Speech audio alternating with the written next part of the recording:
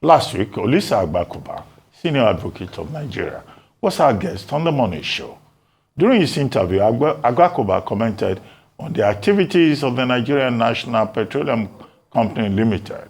Agbakoba stated that NNPC Limited is a regulator in Nigeria.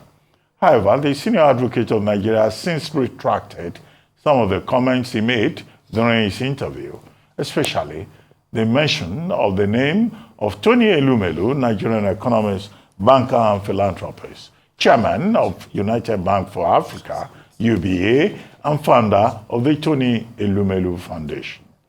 Joining us now on this show, as we further review the oil and gas industry of Nigeria, is Engineer Gbenga Komolafe, the Chief Executive of the Nigerian Upstream Petroleum Regulatory Commission, NUPRC.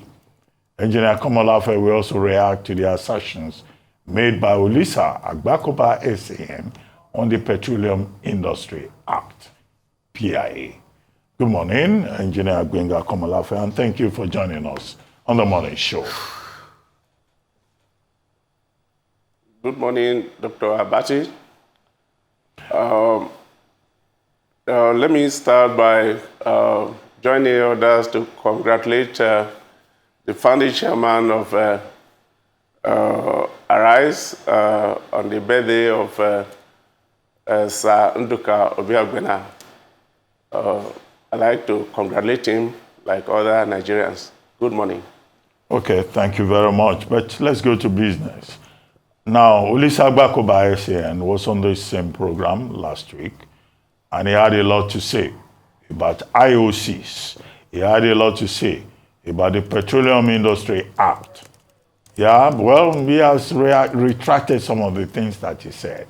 But his key point was that certain things are not right with the oil and gas sector, and that there is a problem with regulation. And he said specifically that this crude oil theft that we talk about, that there's a lot of shadiness about it. Now, you are the regulator of the upstream sector. What is the truth about crude oil theft? You can tell us, because Nigerians are interested in the truth. Is it exaggerated? Is it that some people are doing monkey business? Have you commissioned any report to find out what the truth is? Let's start with that.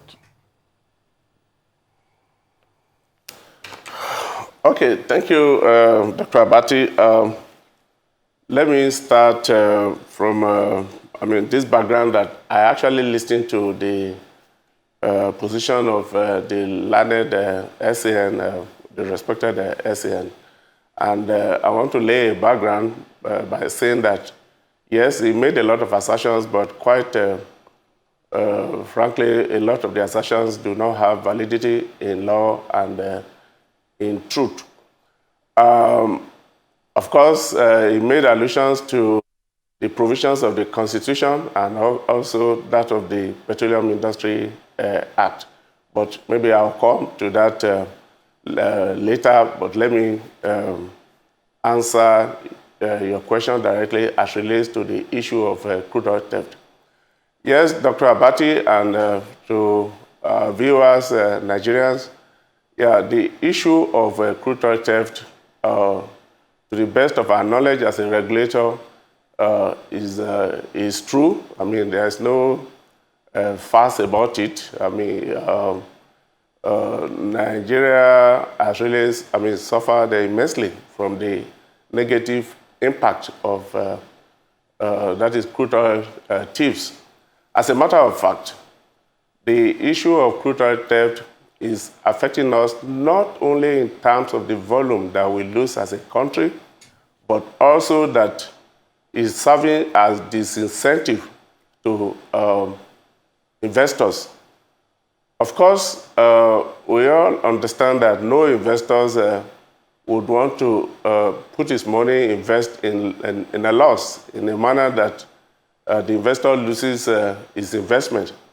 So to that extent, of course, we've been experiencing divestment recently from the onshore terrains to the offshore.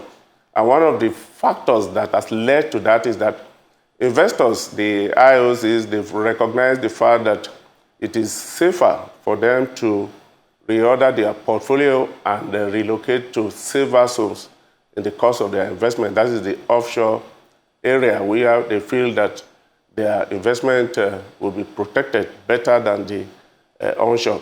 So that itself, I mean, is a pointer to the fact that the onshore areas are more prone to crude oil theft. And as a matter of fact, as a regulator, upon assumption of office, we actually commissioned a study, and that independent study also revealed that, of course, that we are losing a lot of our production volumes to crude oil theft. So in sum, the issue of crude oil theft is a reality.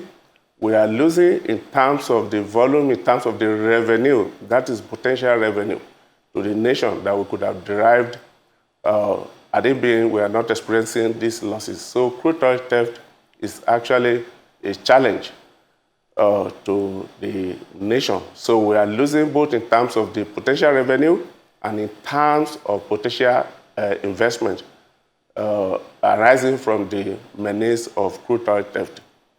Thank you very much. Engineer Komolafe, I ask you a specific question about what you as regulator, what you have done. Did you commission a report?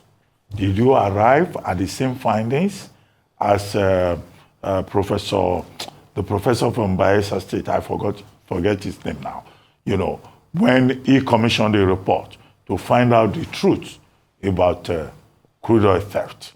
Are the contractors in that space, are they lying? Did you commission a report? If you did, what did you find?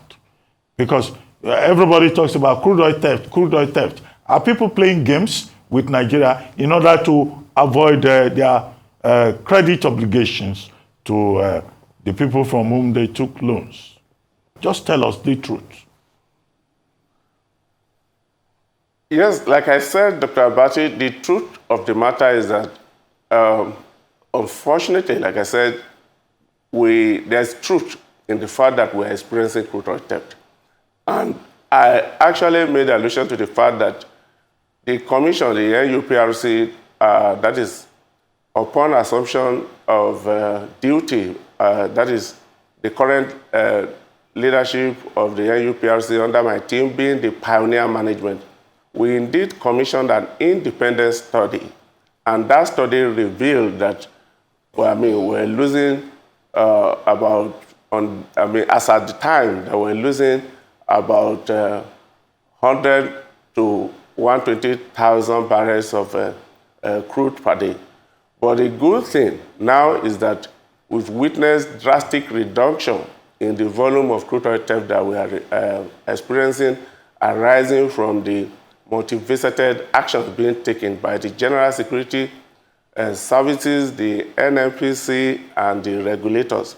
So there has been a concerted approach by government in trying to contain and curtail the menace of crude oil theft in Nigeria. And aside that, Dr. Abati, as the regulator, that is as a commission, beyond the kinetic approach that is, being deployed to deal with the menace of crude oil theft, the Nigerian Upstream Petroleum Regulatory Commission under my watch recently equally put in place, for the first time in history, we've been able to come up with a regulation which is termed the Nigerian Upstream Petroleum Measurement Regulation. And the implementation of this regulation has commenced with the support of our president, that is President Bola Ahmed Tinubu, has approved. That is the commencement of the implementation of the regulation with the recent Federal Executive Council approval for the phase 1 of the implementation of the regulation. And that entails that we conduct engineering integrity audit of all the metering stations, that is the LACT unit that we have in the Upstream. And that will take us to conducting metering integrity audit in 187 flow stations. Don't forget, or let me put it this way, that the Petroleum Industry Act actually put the obligation on the lessees to provide accurate metering services within the lease area. However, this provision makes the obligation mutual by providing further that the metering services shall be done in a manner prescribed by the regulator, that is the NUPRC. So it is in furtherance of that we put the Nigeria Upstream metering regulation in place, and now with the approval of the Federal Executive Council, we will flag off the implementation of the phase 1 of this regulation by ensuring that all the meters that we have in place are checked for integrity compliance in a manner to ensure that these meters are delivering in line with industry allowable specification standards. With that, let me put it this way, that exercise is coming on the heel and as part of the findings of the independent integrity audit that was conducted by the NUPRC. All right. In the course of this independent integrity audit, it was revealed that about 40% of what is adjudged crude oil theft, of 40% of it actually could be attributable to what is called metering error, inaccuracies. All right. So, and if this is fiscalized, we realize that the nation will be saving billions of dollars annually. So for us as a regulator, it's quite a very, very laudable initiative that will help in preventing loss of federation revenue. All right, I hear you, Engineer Komolafe. That is in billions of dollars, like I've said. All right. Thank you, Engineer Komolafe. And again, this brings up a number of questions. Thank you for highlighting the contract. Some companies had been identified. A few questions with regards to that contract between the NUPRC and these organizations. There are concerns around the bidding process in terms of for these companies that were given the contract, because one of them is a Homes and Properties Limited. Just want to, if we can give some clarity as to the bidding process. The reason why this has come up is because in 2009, during the gas monitoring exercise as well, some of the challenges that we found was that the producers themselves didn't grant full access to their own metering device. So there might have been some discrepancies there. So they gave those organizations challenges in accessing their own metering devices. So in order to do that, we need competent organizations who have the contract to meter those 187 oil flows. And then the second part of that question, so the first question is the bidding process. The few companies are like Homes and Properties Limited. Is that the core function of that organization? And then the second question would then be before now, one of the things that Dr. Olisa Agbakoba had said was that the IOCs had too much control. Doesn't this justify his statement whereby up until now that the contract has been awarded, they were the ones who determined or at least stated how much oil was being produced? So how does that not justify his statements in that regard?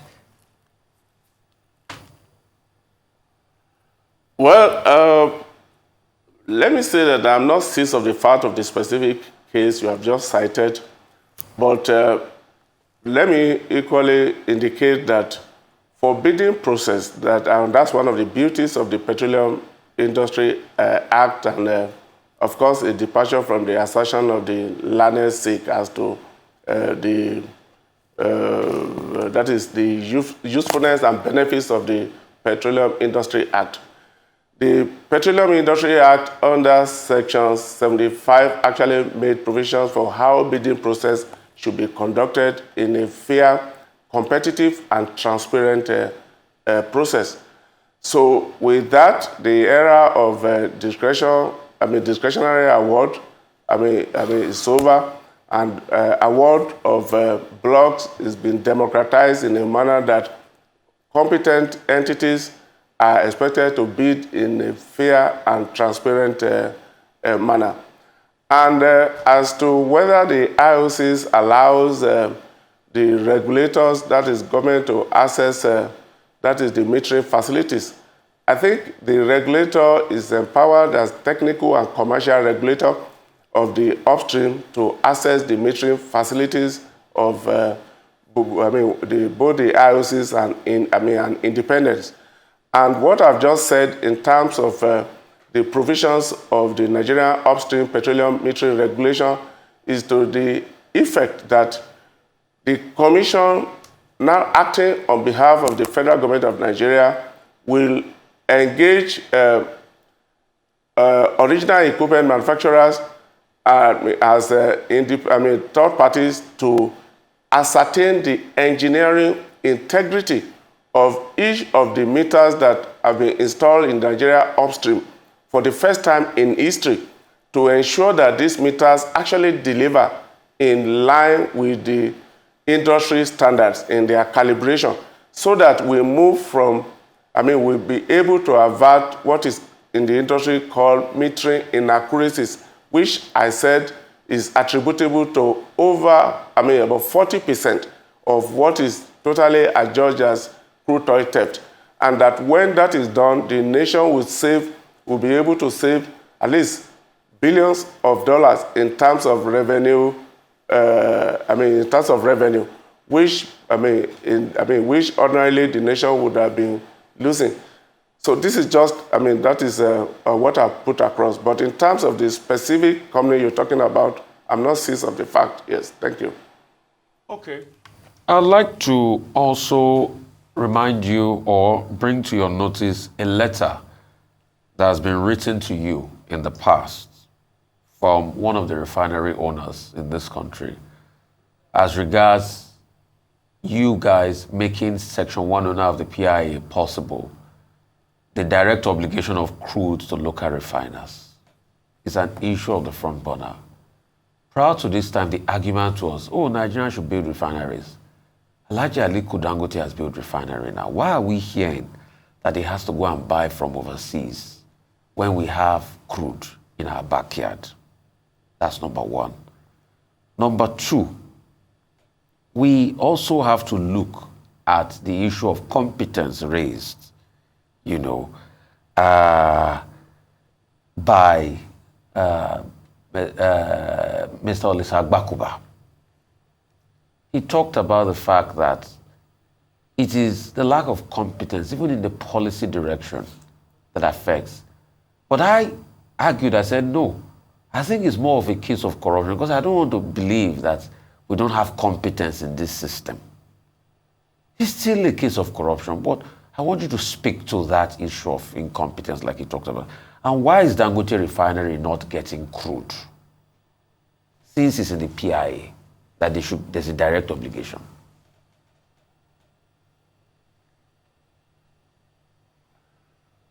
Okay, thank you very much. I will address the two issues you have raised.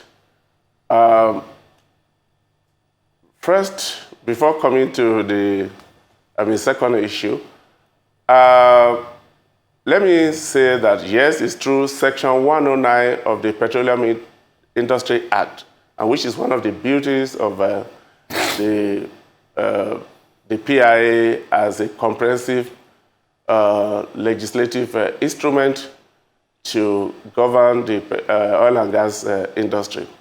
Section 109 of the Act actually provides for domestic enforcement of domestic crude oil obligation.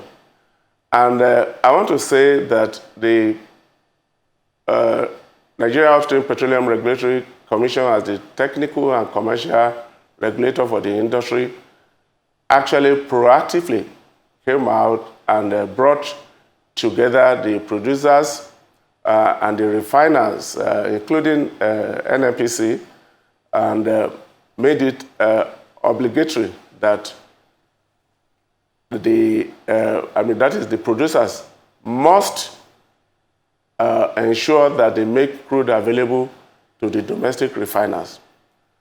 So what happens in this respect is that the NUPRC receives the volume of the domestic requirement from its sister agency, the Nigeria Mid and Downstream Petroleum Regulatory Agency, and factors this volume to the various leases, that is the various producers, and ensures that they make available this obligation to the domestic refiners. And I need to say that there's a provision of willing buyer, willing seller in this, in the PIA.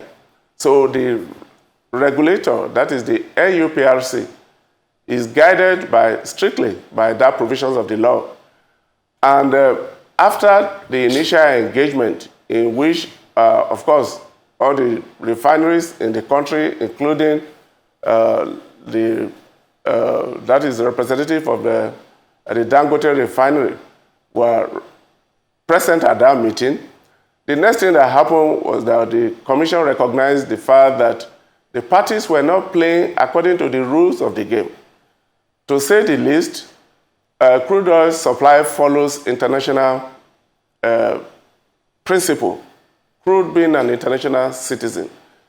And the Commission came out again, and as I speak, I've been able to proactively put in place what we call the rule of engagement between parties. And that is already in force, and that will equally be accessed from the website of the NUPRC. Again, having done that, we realized again that the domestic refiners came up with the issue of pricing. And we reviewed that issue. And like I said, the Commission is guided by the principle of willing buyer, willing seller. Meaning that, of course, I need to equally emphasize the fact that part of the statutory obligations of the Commission is to publish the fiscal oil price, and that as prescribed in the Petroleum Industry Act.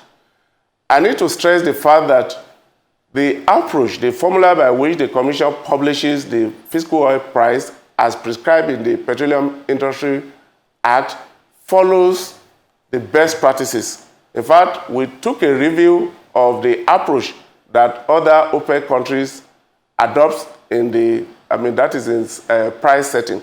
So we'll find out that we are in alignment with the market and in alignment with the best practices.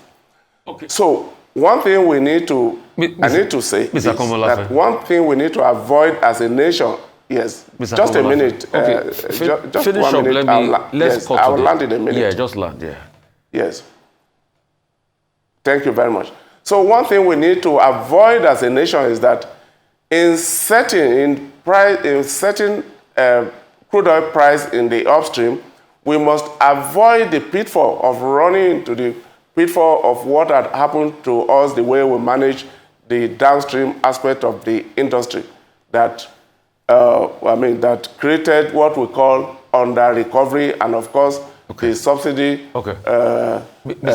phenomenon doctrine. So we are trying to avert in the upstream, you understand, the possibility of having under recovery in a manner that it will be a disincentive to investment in the upstream. Yes, I hear your explanation. My question is, why is it that after Mr. Dangote went to use his life earnings to build a refinery, why is it that the man can't get crude? Sir, your explanation of upstream, downstream, I don't really want to go through the long-winded explanation. What I'm concerned about is, can't you whip the IOC? Because what you just said now has confirmed what Mr. Agbakoba said, that the IOC is doing gaba over you people. You can't whip them in line. The Act says obligation. It is obligation. Section 109. So you are saying that the IOCs are too big, you have to beg them to ensure that there's an obligation to crude refiners like Dangote, that he has to not go and import from Brazil and America and expend the forex we don't have? Why? And how, when are we going to settle it? How can you sanction these IOCs once and for all? Let's get crude, let's get Dangote providing petrol so that we can move on. Not long-winded examples. Oseni, what I'm saying is clearly,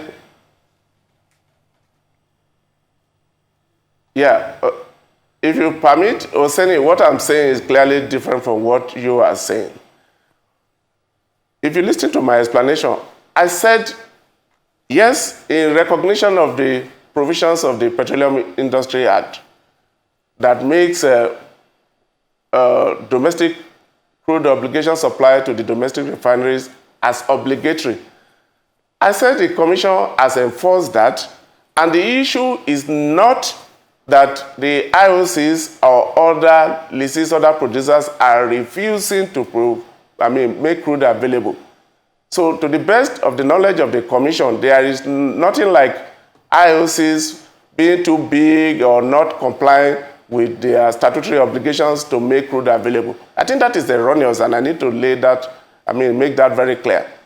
So the IOCs or other producers, and none of them is refusing to comply with the provisions of the law of the Federal Republic of Nigeria.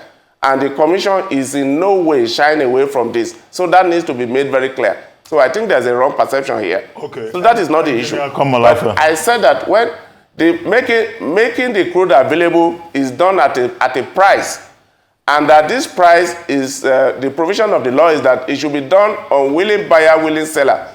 So I think it is quite erroneous, and it is not as if any producer is refusing, so we need to be on the same page in that respect. No producer is refusing to make crude available to Dangote refinery or any domestic refinery whatsoever.